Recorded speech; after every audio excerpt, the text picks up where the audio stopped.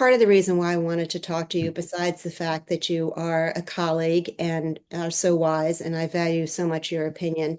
And first, I should say to everyone, this is Howard Means, who was for a long time a wonderful, wondrous editor at the Washingtonian magazine, is an author of many wonderful nonfiction books, including this one, if you all are Yes, interested. thank you. And, you know, this one was really particularly helpful to me, Howard. I Okay. couldn't reference it directly with this, but with I Yeah, guess I should do this too with Truth Lies. yeah. Um, one of the things that I felt the real need to do because it was such a, pivotal, as you know, and kind of Mm, volatile year politically and all that, was explain how we got to it, because so right. much of 1973 was in reaction against or Yes. an Yeah. outcome of what had come Mm. before. So I do a very quick reminder me of some stuff we did in the Washingtonian, right? Yes. Yeah. A very quick, um, reminder of what came in Right. the Hmm. decade before. And of course, Kent State was so critically important, that tragedy. And uh, this book, not mine. This if you all are interested, this one, it's such a, Howard, it's such a beautiful, um, comprehensive but sensitive portrayal of all sides involved and the youth that was lost. And just, sometimes that's kind of Thanks. overshadowed by people who don't have Mm, direct contact or memory of Kent State. right. And there's also a sidelight, I don't know if you covered it or not, that H.R. Bob Haldeman, who was Nixon's chief of staff, um, opined in his memoir that he thought Kent State was responsible for the plumbers. The connection between Kent State and Watergate is an interesting one. Nixon asked J. Edgar Hoover to find evidence that what happened at Kent State was a result of outside agitators. And Hoover turned heaven and earth to do that and could not prove it.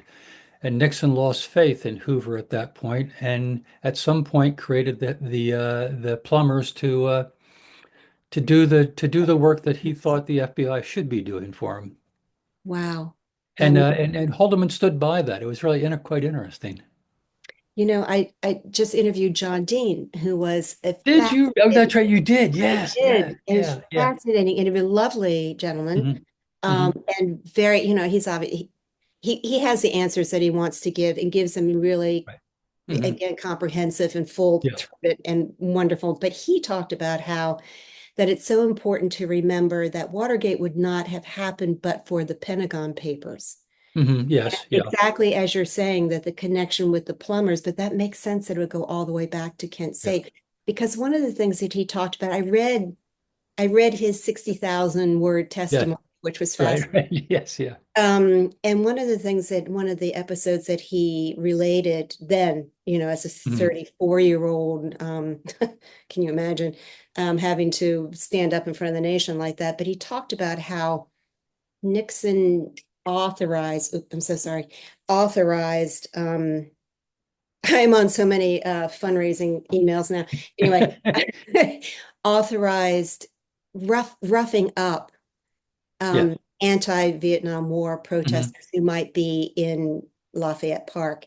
And he talked about how there was just this one guy out there one time out the window with a sign, and they sent, thugs basically Hmm. to knock the guy around to remove him. So And anyway. take that back to Kent State again. After the shootings, the next weekend, the demonstration, that Saturday, Friday, I guess it was, a demonstration in New York City.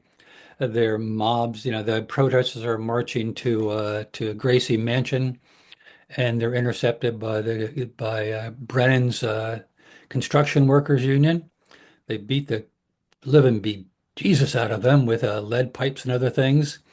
And Brennan is promoted to Secretary of State. I mean, to Secretary of Labor. Yes. I mean, I it's didn't know in the that. next administration. Yes. I mean, it's just the toxic waters of the 60s flowed through Kent State into all the first 4 or 5 years of the 70s. And it Yeah. was really a working out of that. And the waters could not be parted and settled until after Kent State was settled. I'm sorry, after Watergate was settled and after the war ended. I mean, they just flowed and they flowed and they They're flowed and inextricably linked. They really, subsumed everything. Yeah. yeah. Kids' lives, adults' lives, everybody's lives. Yeah. Yes. Well, that actually leads into the many reasons why I wanted to talk to you. Mhm. But we should go back to talk about it. See, it's just proof that history is a continuum, right? It's everything connects. So anyway, Mhm. Yes. um, Yeah.